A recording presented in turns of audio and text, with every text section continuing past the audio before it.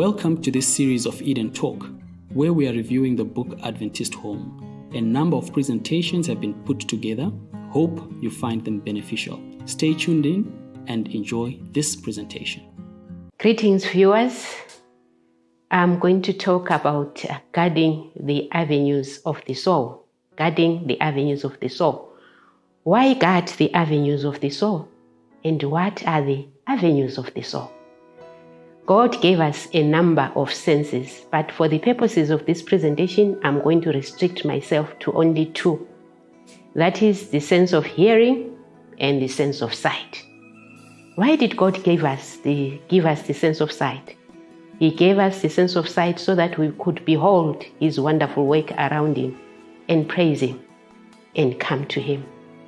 Why did He give us the sense of hearing? He gave us the sense of hearing so that we could hear His word being spoken to us, being preached to us by the people around us, and be brought to Him as well. So all the senses that God gave us, they were for our own good, but for our own salvation as well. So why should we guard these avenues of the soul? We should guard our sense of hearing, our sense of sight, because these two senses are able to either break or make us. They can bring us to salvation or lead us to eternal destruction. In what ways can this be done?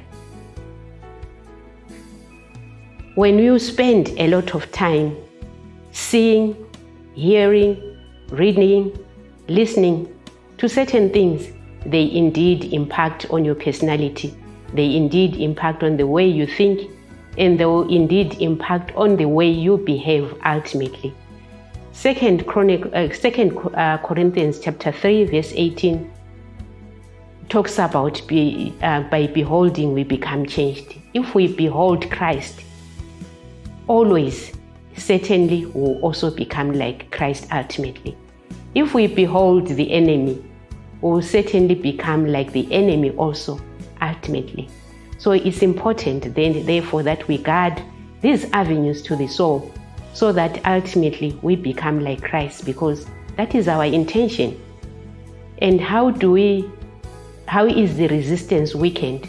The resistance is only weakened if we open the door to temptation. The good thing is that Satan does not force himself onto our minds. We have to open the door ourselves. Therefore, we have to be deliberate, we have to be intentional about closing the door to temptation. What is it that we spend our time listening to?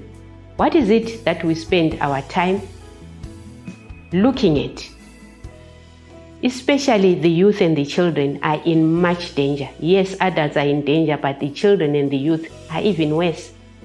That's why parents should take their time to actually influence what their children read, what their children listen to, what their children see.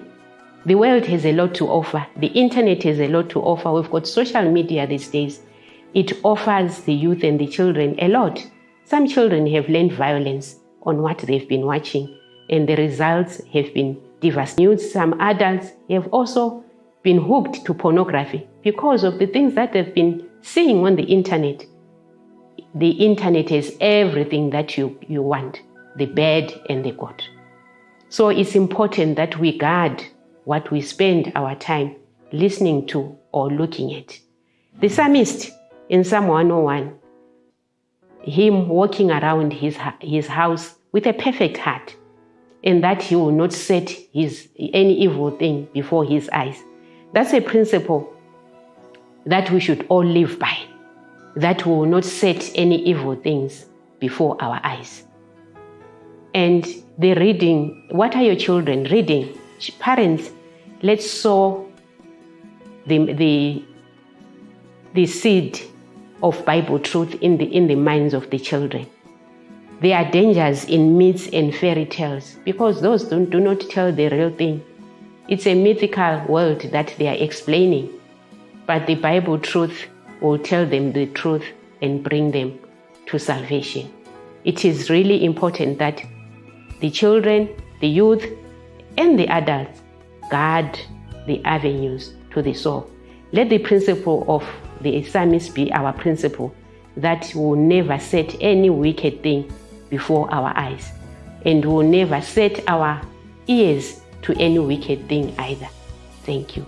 I shall end by making use of a video that looks at the influence of iPads upon children that have been raised around these devices. Let's have a look and learn from it. Thank you.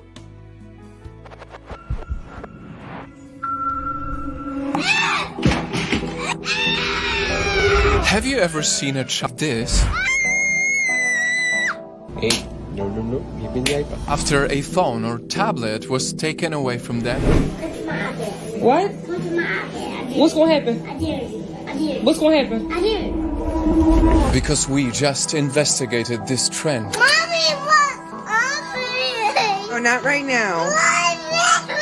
Mama, will bring the iPad back later, okay? And the results are disturbing. Netfam, if this reminds you of a kid in your life right now, you definitely cannot skip this video. And the data I'm about to share with you is essential for anyone living in today's time. He's just always in his own world. He really quiet for real unless he know you. This is the dark future of iPad kids, also known as the Generation Alpha. Apparently, this 8th grade kid cannot spell a single word correctly on this list. We're talking about anyone in your family who is 13 years old or younger right now. Kids who were born at the same time as the iPad in 2010. Kids who at 8 years old already had their first phone. And they're the only humans in the history of the world to have grown up with a gadget as a babysitter. Mama, will bring it back, okay? I mean, some of these kids haven't even experienced what it's like to get dirty and play outside with neighbors. They literally cannot comprehend a life without social media. And sadly, their parents have chosen the easy way out, using the iPad to shut them up. And don't get me wrong, I can kind of understand you. Many of you parents are just tired. That's why you do this. At least I want to hope so. But see, the temporary relief of 5 minutes when you're letting a gadget take care of your crying child has a permanent curse in exchange, and it lasts for a lifetime. And it's important to say that this isn't just my opinion. This is data. Just recently, school teachers came out saying these iPad-raised kids are doing really bad. Teachers who have taught their entire lives are just up and quitting their jobs now because they can't handle these kids anymore. The iPad kids are out of control. They can easily tap on touch screens, but cannot do basic things like reading or writing. They quite literally don't have the muscles built in their hands to write properly or have the stamina to write because these kids weren't using their hands enough as children. They tend to also get lower scores on language and critical thinking. And sure, they know how to navigate digital apps, but in exchange, they are years late in their education. I teach 7th grade, they are still performing on the 4th grade level. Are you joking right now? And these are future leaders, our future doctors, our future nurses, our future... Please. And because many of them were pretty much raised by an emotionless gadget that doesn't care about them, they're growing up to be, well, the same way. Having to teach and work with you guys as children has been the most traumatic experience of my life. They don't respect any authority. You ask them, can you stand in your designated spot? They're telling you no and shut up. They're throwing things at each other. For more data, if your child is getting more than 2 hours of screen time daily, a long-term study has showed that they are likely to have emotional, social, and attention problems. Kids cannot read. They cannot write. They are ill-mannered. Since looking at the screen for a long time limits children's ability to read faces, they get a harder time learning social skills and even empathy. Which leads to kids who might act like this. like they have anger issues. Because when you train them to have everything in an instant, they don't even get to learn about patience. I'm taking away your iPad. No. Give me the iPad.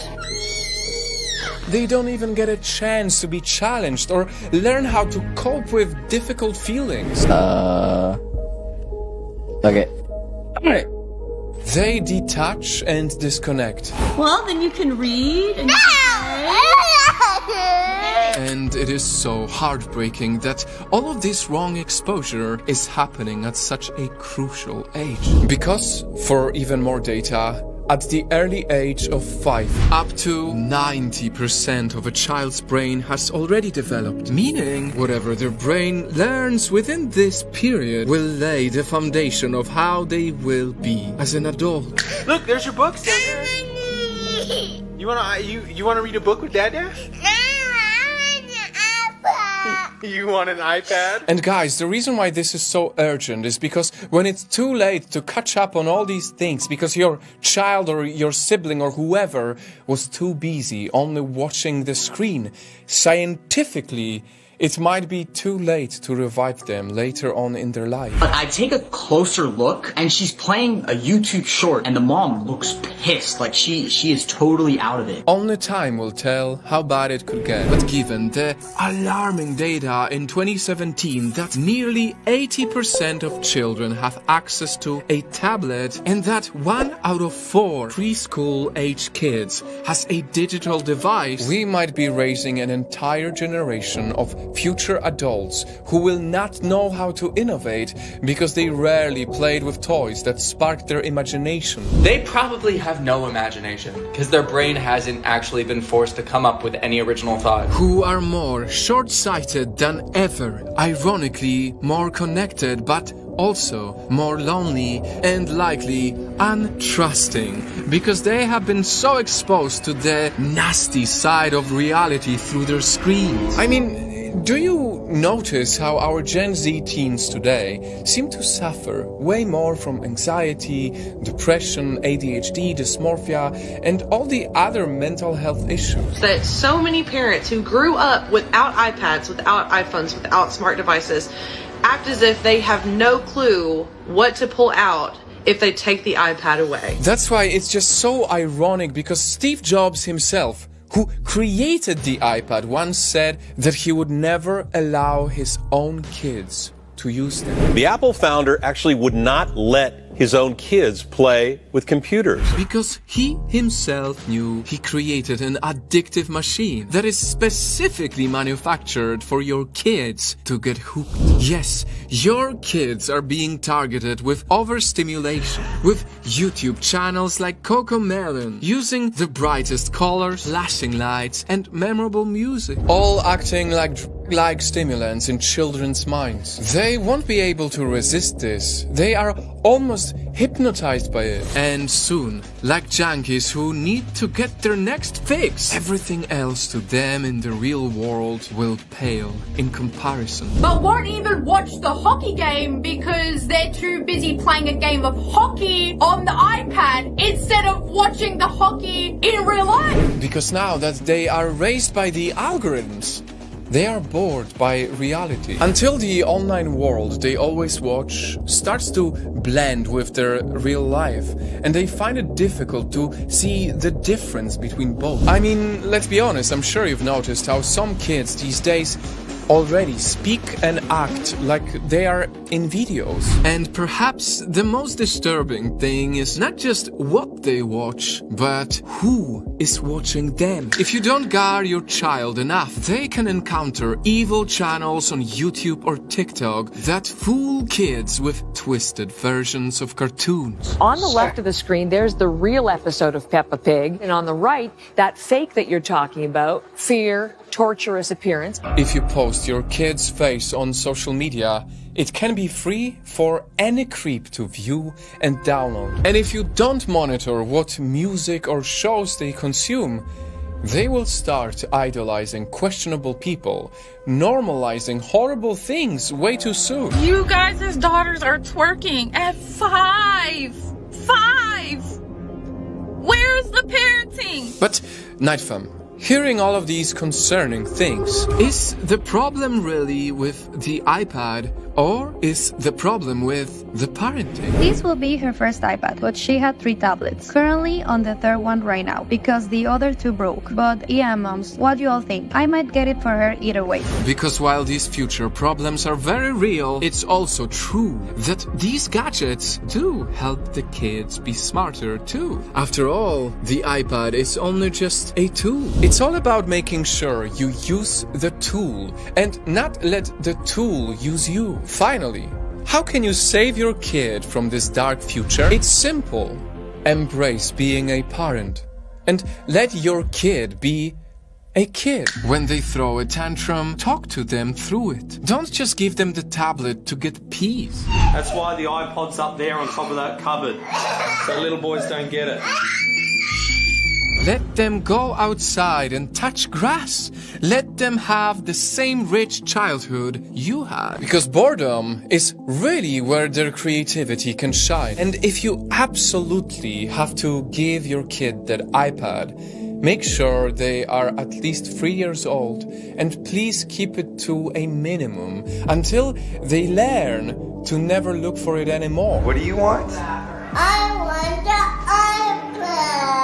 I told you can't have it. Until they finally realize that real life and real experiences will always be way more special. I need everybody else in my generation to promise that we are not going to raise iPad children. Please. Night fam, with an open heart and a genuine interest to make this world a better place, please share this video with your friends and family. If you believe that iPad kids deserve a better future. And if we care enough to make this come true, we should start by giving them a better childhood.